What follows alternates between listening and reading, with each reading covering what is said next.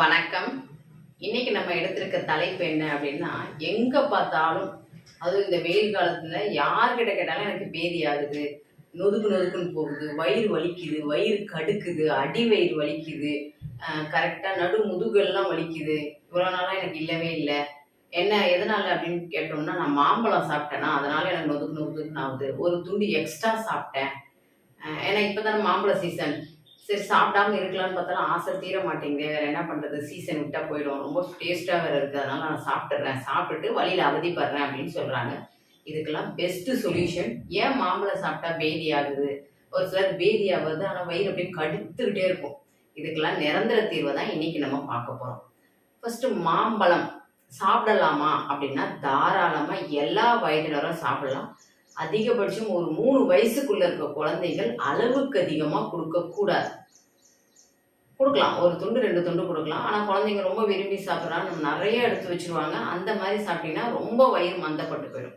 ஏன் மாம்பழம் நான் சாப்பிட்ட உடனே எனக்கு நொதுக்கு நொதுக்குன்னு ஆகுது, ஏன் வயிறு கடுக்குது அப்படின்னா, மாம்பழத்துல நோயா இல்ல மாம்பழத்துல கெடுதலா அப்படின்னா கிடையாது. ஆனா நம்ம மாம்பழத்தை நம்ம எப்படி சாப்பிடணும்னா, இப்ப வேணும் அப்படின்னும் போது போய் அப்படியே கட் பண்ணி சாப்பிடுறோம். இது ஃபர்ஸ்ட் தவறு. இப்போ எப்படி சாப்பிடலாம்? நம்ம மாம்பழத்தை சாப்பிட்றதுக்கு முன்னாடி, இப்போ நான் மதியம் நான் இன்னைக்கு சாப்பாட்டுக்கு வச்சுக்க போறேங்க, ஒரு 2 மணிக்கு நான் சாப்பிட போறேன் அப்படின்னா, ஒரு 10 மணிக்கெல்லாம் சும்மா ஒரு பாத்திரத்துல தண்ணி மொண்டு அதுல மாம்பழத்தை அப்படியே முழுசா போட்டு வச்சிருங்க. 1 மணி நேரம் 2 மணி நேரம் அது வாட்டு ஊறிக்கிட்டு இருக்கும். அதற்கப்புறம் நீங்க எடுத்து அந்த மாம்பழத்தை சீவி சாப்பிடலாம். இப்படி பண்றதுனால என்ன நடக்குது அப்படின்னா, மாம்பழம்னாவே சூடுன்னு எல்லாருக்கும் தெரியும். ஸோ நீங்க இந்த மாதிரி தண்ணியில வைக்கும்போது அந்த சூடு ஒன்று குறையும். இன்னொரு சிலர் மாம்பழத்தை பதப்படுத்தணும், இல்லை மாம்பழம் சீக்கிரம் பழுக்கணும்னு ஸ்ப்ரேவோ அல்லது ஏதாவது கல் வச்சு பழுக்க வச்சிருப்பாங்க.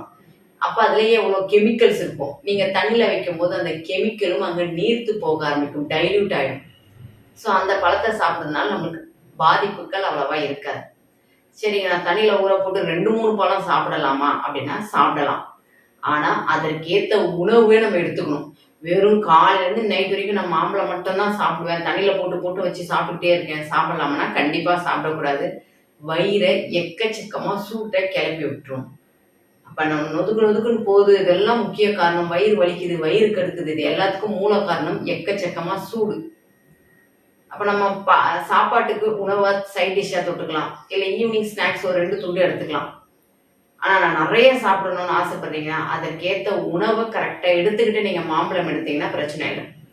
எங்கள் வீட்டில் இன்னைக்கு சாம்பாருங்க, ஒரு ரசம் வச்சுருக்கேன், ஒரு கூட்டு பொரியல் வச்சுருக்கேன், கூடயும் மாம்பழம் வச்சுருக்கேன், ஒரு 2 பழம் வச்சு சாப்பிட போகிறேங்க, தாராளமாக சாப்பிடுங்க. அப்போ நம்ம இந்த 2 மாம்பழம் சாப்பிட்றீங்கன்னா சாப்பாடின் அளவு கம்மியாயிடும். கொஞ்சமாக சாப்பிடுவோம், கூட்டு பொரியல்லாம் வச்சு இது காரச்சாரமாக வச்சு அந்த பழம் இனிப்பாக இருக்கும், சாப்பிடலாம், தப்பு கிடையாது. மாம்பழத்தை தோல் எடுத்துட்டு சாப்பிடணுமா தோலோடு சாப்பிடணுமா அப்படின்னா, எந்த ஒரு பொருளும் அதற்கான இணை ஒரு பொருளோட சாப்பிடும் பொழுது தான் நம்ம உடம்பு ஆரோக்கியம். மாங்காயா சாப்பிட்றீங்க அப்படின்னா கண்டிப்பா அதை நல்லா சிலுசிலாம் சீவிட்டு மிளகாய் தூள் அல்லது மிளகுத்தூள், கல்லுப்புத்தூள் கலந்துதான் தொட்டு சாப்பிடணும். இதுதான் அதனுடைய உணவு கரெக்ட் ப்ரொசீஜர். அந்த மாங்காய்லாம் நிறைய பேர் சாப்பிட்டு சொல்லுவாங்க, எனக்கு பல்லு கூசுது, எனாமல் கம்மியாயிடுச்சுன்னு. ஏன்னா மாங்காயோட உப்பு அதிகமாக வச்சுருப்பாங்க. அப்போ அந்த உப்பு, காரம், மாங்காய், அந்த புளிப்பு சுவை, இந்த 3ம் சமமாக இருக்கும் பொழுது அந்த மாங்காய் சாப்பிட்றதுனால எந்த வித சைடு எஃபெக்டும் கிடையாது. அதே மாதிரி மாம்பழத்தை எப்படி சாப்பிடணும் அப்படின்னா தோலோடு சாப்பிட்றது தான் ஆரோக்கியம். ஏன் தோலோடு சாப்பிடணும் அப்படின்னா, மாம்பழம் நல்லா இனிப்பாக இருக்கும், செம்ம டேஸ்ட்டாக இருக்கணும். தோல் அழகாக சீவிட்டு பத்தியாக எடுத்து போட்டு சாப்பிடுவோம். ஒரு துண்டு 2 துண்டு சாப்பிட்டா பரவாயில்ல, தோல் இல்லாமல். ஆனால் நான் 2 பழம் 1 பழம் முழுசாக சாப்பிட போறீங்கன்னா கம்பல்சரி தோலோடு சாப்பிட்டால்தான் ஆரோக்கியம். ஏன் அந்த பத்தை மட்டும் சாப்பிடக்கூடாது, தோல் இல்லாமல் சாப்பிடக்கூடாது அப்படின்னா, அந்த பழம் அளவுக்கு அதிகமாக இனிப்பாக இருக்கிறதுனால நம்மளுடைய வயிறானது அளவுக்கு அதிகமாக சூடாயிடும், எப்படி கொதிக்க ஆரம்பிச்சிடும். வெறும் இனிப்பு நிறைய போக போக, அதாவது இனிப்பு நிறைய எடுக்காதீங்கன்றது. அப்போ நீங்கள் வயிறு இங்கே அளவுக்கு அதிகமாக சூடாகுதுன்னா அங்கே மண்ணீரல் குளுமை அடைய ஆரம்பிச்சிடும், அதாவது ஸ்பிளீன். ஏன்னா இனிப்பான மாம்பழம் வெறுமனே சாப்பிட்றோம் தோல் இல்லாமல். அப்படி சாப்பிடும்போது வயிறு ஓவராக சூடாயிடும், அங்கே மண்ணீரல் குளுமை அடைஞ்சிடும். இதனால் ரத்த உற்பத்தி கம்மியாயிடும். இந்த மாம்பழத்தை சாப்பிட்டேன் தலையே சுற்றுது, 2 நாள் நல்லா மாம்பழத்தை சாப்பிட்டேன் எனக்கு தலை சுற்றுது, ஏன் தான் அந்த பழத்தை சாப்பிடணும்னு சொல்லுவாங்க. ஏன்னா அங்கே மண்ணீரல் குளுமை அடைஞ்சதுனால ரத்த உற்பத்தி எங்கே கம்மியாயிடுது. அப்போ மாம்பழத்தை நம்ம தோல் இல்லாமல் பழத்தை சாப்பிட்றதுனால வயிறு சூடாகுது, இதனால மோஷன் கட்ட ஆரம்பிக்குது, மோஷன் ப்ராப்ளம் ஆகிடும். அதே மீறி போச்சுன்னா நொதுக்கு நொதுக்குன்னு கொஞ்சம் கொஞ்சமாக போகிற மாதிரி இருக்கு. வயிற்றுல ஒரு வித ப்ளோட்டிங் கடமுட கடமுடன்னு சத்தம் வந்துக்கிட்டே இருக்கு. இது இல்லாமல் எப்போவுமே ஒரு வித டயர்டாக இருக்கும். அப்படியே வயிறு உப்பீசமாக அப்படியே பலூன் மாதிரி ஊதி போயிருக்கும். நான் ஒன்றுமே சாப்பிட்லாங்க, மதியம் ஒரு 2 மாம்பழம் தான் சாப்பிட்டேன். ஆனால் வயிறு பாருங்க இவ்வளோ பீஸாக இருக்குங்க. அப்போ மாம்பழம் சாப்பிட்றது தப்பு கிடையாது. வெறும் பழம் மட்டும் எடுக்கிறீங்க அப்படின்னா 2 துண்டு போதுமானது. இல்லை நான் எனக்கு ரொம்ப பிடிக்கும், நான் ஃபுல்லாக சாப்பிடுவேன்னா தோலோடு எடுத்தால் அது மருந்து, ஆரோக்கியம். அப்போ அந்த தோலோடு நம்ம எடுக்க போகிறோம். அப்போ தோலோடு எடுக்கிறீங்கன்னா கம்பல்சரி அந்த ஸ்ப்ரே பண்ணியிருப்பாங்க, அல்லது பழுக்க வைக்கிறதுக்கு அந்த கல் வச்சுருப்பாங்க. இல்லை மரத்துலேயே பழுத்து அப்படியே வந்தாலுமே அந்த மரத்தில் இருக்க பால்லாம் பட்டு தோல் ஃபுல்லாக ஒரு மாதிரி கருப்பு கருப்பாக இருக்கும். ஸோ ஒரு 1 மணி நேரம் 2 மணி நேரம் தண்ணியில் ஊற வச்சுட்டு அதுக்கப்புறம் சும்மா ஒரு மேலாப்பில் நல்லா கழுவிட்டு அந்த தோலை சில்லு போட்டு தோலோடு அந்த பழத்தை சாப்பிடும்போது அது ஆரோக்கியம். ஏன்னா பழம் சொல்லியாச்சு, பழம் ரொம்ப இனிப்பாக இருக்கும். அதை பேலன்ஸ் பண்ணுறது தோல் ஒரு வித கசப்பு துவர்ப்பு சுவை இருக்கும்.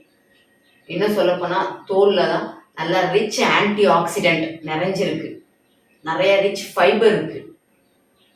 இந்த மோஷன்லாம் சொல்லுவாங்கள்ல, அந்த மாம்பழம் சாப்பிட்டு எனக்கு மோஷன் கட்டி போயிடுச்சுன்னு. நீங்கள் தோலோடு சாப்பிடும் போது அதில் இப்போ ஃபைபர் கண்டென்ட் உங்கள் மோஷனை இழக்க கொடுக்கும். இதில் அந்த தோலில் ஆன்டி ஆக்சிடென்ட் இருக்கிறதுனால, அதாவது பாலிபினால்ஸ், மேக்னிஃபெரின் இந்த காம்பவுண்டில் நிறைஞ்சிருக்கிறதுனால தோல் அந்த செல்ஸ் தன்னைத்தானே புதுப்பிக்க ஆரம்பிக்கும். ஏதாவது டேமேஜ் ஆன செல்ஸும் தன்னைத்தானே ரெக்கவரி ஆக ஆரம்பிக்கும். ஸோ விட்டமின் சி அதிகமாக இருக்கனால நம்மளுடைய தோள்கள் நல்லா பளபளன்னு இருக்க ஆரம்பிக்கும், நோய் எதிர்ப்பு சக்தியும் அதிகமாகும். அப்போ அந்தந்த சீசனில் அந்தந்த பழத்தை சாப்பிட்றது நல்லது. ஆனால் அந்த பழத்தோட இந்த தோலையும் மென்று சாப்பிடும் பொழுது தான் நம்ம உடம்புல நோய் எதிர்ப்பு சக்தியாக இருக்கட்டும், அல்லது தோள்கள் பளபளன்னு இருக்கிறது, நல்ல ஜீரணத்தன்மை, செரிமானத்தன்மை இதெல்லாம் நடக்கும். ரொம்ப முக்கியமானது, நம்ம மாம்பழம் சாப்பிட்டா எனக்கு மயக்கமாக வருது, கேர் ஆகுதுன்னு.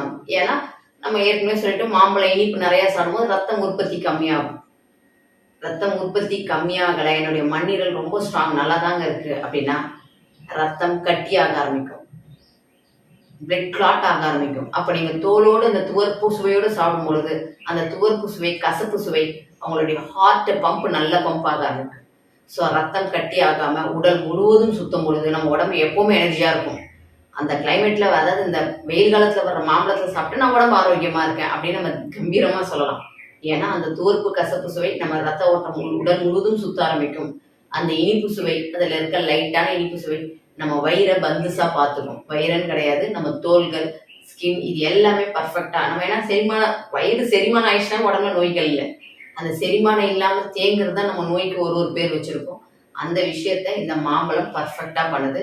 ஸோ இனி மாம்பழம் சாப்பிட்றீங்கன்னா தண்ணியில் ஊற போட்டு சாப்பிடுங்க, தோலோடு சாப்பிடுங்க. நான் 2 பழம் சாப்பிட்டுக்கோங்க, 2 பழத்தோட முழு தோலையும் என்னால் சாப்பிட முடியாதுன்னா ஒரு பழத்தை தோலோடு எடுத்து வச்சுக்கோங்க, ஒரு பழம் தோல் இல்லாமல் எடுத்துட்டு கொஞ்சம் தோலோடு பழத்தையும் மாறி மாறி மிங்கிள் பண்ணி சாப்பிடும் பொழுது உடம்பு வயிறு எந்தவித ப்ராப்ளமும் இல்லாமல் உங்களை ஆரோக்கியமாக வச்சுக்கும். ஸோ நம்ம அடுத்தது வேற ஒரு தலைப்பில் பார்க்கலாம். இதற்கு முன்னாடி நம்ம ஹெர்பிந்திரா அப்படின்ற ப்ராடக்டை நான் ஓனாக ரெடி பண்ணி சேல்ஸ் பண்ணிகிட்ருக்கோம். ஸோ யாருக்கெல்லாம் உங்களுக்கு வேணுமோ தாராளமாக டிஸ்கிரிப்ஷனில் இருக்க அந்த வாட்ஸ்அப் கேட்லாக் லிங்க் கொடுக்குறேன், அதை டச் பண்ணி உங்களுக்கு தேவையான பொருளை வாங்கிக்கோங்க. இப்போதைக்கு என்னென்ன போட்டிருக்கோம் அப்படின்னா ஹெர்பிந்திரா சத்து மாவு, ஹெர்பிந்திரா ஹேர் ஆயில், அதிலே 2 ml, 50 ml, 100 ml. அதே மாதிரி ஹெர்பிந்திரா ஷீக்காய் வீட்லேயே ரெடி பண்ணது தான். அந்த ஷீக்காவை நைட்டு ஊற போட்டு தண்ணியில், அதுவும் சாப்பாடு வடுதண்ணியாக இருந்தால் ரொம்ப சூப்பராக இருக்கும். அந்த வடுதண்ணியில் ஊற போட்டு காலைல மசாஜ் பண்ணி குளிச்சுட்டு பாருங்கள், முடி அவ்வளோ சாஃப்டாக இருக்கும், ஷைனிங்காக இருக்கும். அதுக்கு அடுத்தது ஹெர்பிந்திரா உடல் குளியல் பவுடர். ஏன்னா நம்ம எப்போ பார்த்தாலும் சோப்பு போடுறோம், அதுவும் அசிடிட்டி. வாரத்தில் 2 நாள் சோப்பு போடுங்க, மிச்சம் வாரத்தில் 3 நாள் இந்த பவுடர் கலந்து குளிங்க. மற்ற 2 நாள் சோப்பு எதுவுமே போடாமல் வெறும் குளியல் பண்ணுங்க.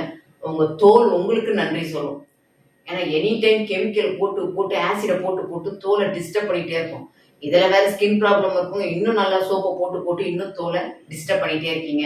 இந்த மாதிரி உடல் இயற்கை சார்ந்து இந்த எல்லாமே மூலிகை பொருள் தான் கலந்து நம்ம உடல் குளியல் பவுடர் நம்ம தண்ணியில் கலக்கலாம், அல்லது பாலில் கலந்து உடம்புல குளிக்கலாம், அல்லது தயிரில் கலந்து உடம்புல குளிக்கலாம்.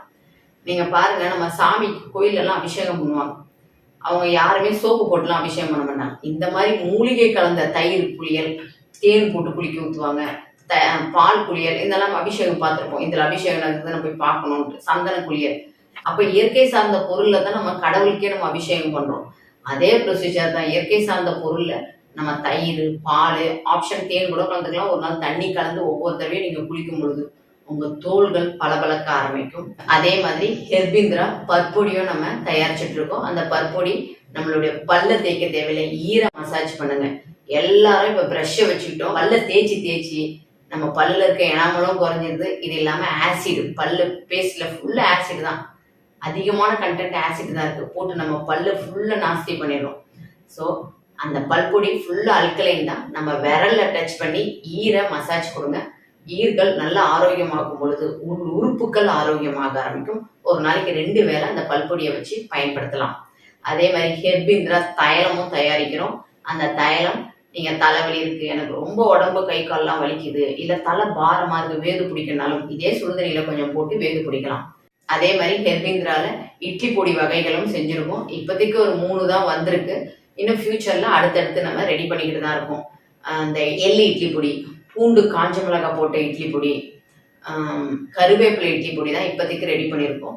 இன்னும் ஃபியூச்சர்ல ஹெல்த் ட்ரிங்க், அப்படியே இன்ஸ்டன்ட் ஹெல்த் ட்ரிங்க் மாதிரி ரெடி பண்ணியிருக்கோம். ப்ளஸ் சோப்பு, எல்லாமே நேச்சுராகவே ரெடி பண்ணிக்கிட்டு இருக்கோம். ஸோ உங்களுக்கு தேவையான பொருட்கள்ல டிஸ்கிரிப்ஷன்ல லிங்க் கொடுத்துருக்கேன், வாட்ஸ்அப் கேட்லாக் லிங்க். அதை டச் பண்ணி உங்களுக்கான ஆர்டரை நீங்க ப்ரொசீட் பண்ணலாம். உங்களுக்கான இடத்துக்கு டைரக்டா வரும். நீங்க வாங்குற ஒவ்வொரு பொருளும் ஒரு பெண்ணின் வளர்ச்சிக்கு ஊண்டுகோலா இருக்கும். நன்றி.